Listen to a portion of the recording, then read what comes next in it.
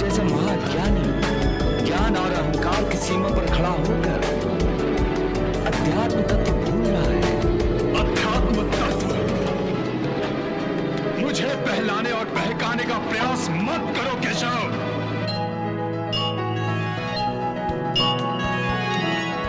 हे भार्गव, मैं तो केवल आपको समझाने का प्रयास कर रहा हूं। हे भृगुकुल को आनंद प्रदान करने वाले महर्षि, आप मेरा सत्य स्वरूप जानिए। मैं शाप, ताप, काल से परे हूं। मैं किसी के भी शाप के प्रभाव में नहीं आ सकता। कोई भी शाप मुझे नहीं लगता। परंतु मैं तपस्वियों के तपोबल का आदर करता हूं।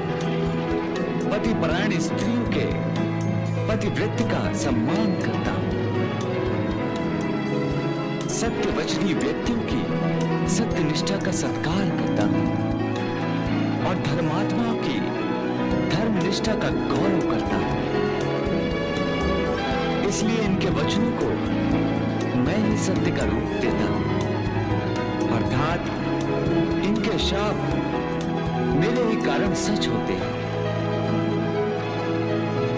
क्योंकि अधर्म में लगे हुए सभी मनुष्यों को दंड देने वाला और अपनी मर्यादा से कभी च्युत न होने वाला ईश्वर मैं ही विष्णु, मैं ही ब्रह्मा और मैं ही इंद्र हूं। संपूर्ण भूतों की उत्पत्ति और प्रलय का कारण भी मैं ही हूं।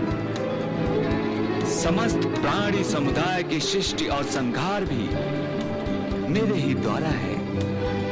संपूर्ण भूत मुझ में स्थित है और संपूर्ण भूतों में मैं स्थित हूं। ज्ञानी जिसे सत असत, व्यक्त अव्यक्त और क्षर अक्षर कहते हैं, वो सब मेरे ही स्वरूप हैं। जब भी युग का परिवर्तन होता है, तब प्रजा की भलाई के लिए, मैं धर्म की रक्षा और स्थापना के लिए तीनों लोकों में भिन्न भिन्न श्रेणियों में अवतार लेकर धर्म मर्यादा की स्थापना करता हूं। हे महात्मन, यदि ये युद्ध नहीं होता तो पृथ्वी पर पापों का बोझ बढ़ जाता। धर्मात्माओं के साथ धर्म भी कारागृह में बंदी बन जाता। अधर्म और अधर्मियों से संपूर्ण पृथ्वी व्याप्त हो जाती। यज्ञ, तप, पुण्य नष्ट हो जाते, क्षीण हो गया था। इसलिए मैंने पांडवों की नहीं, धर्म की सहायता की। क्या मैंने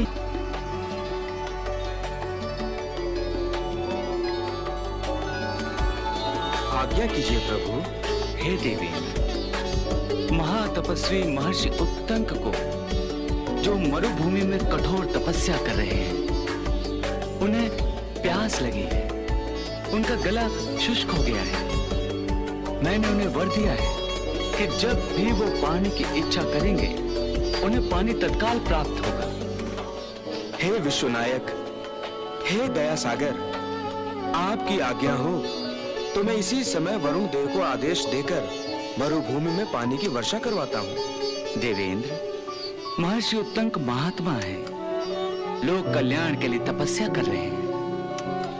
उन्होंने जो वरदान मुझसे मांगा है, उसमें भी उन्होंने प्रजा का कल्याण ही देखा है।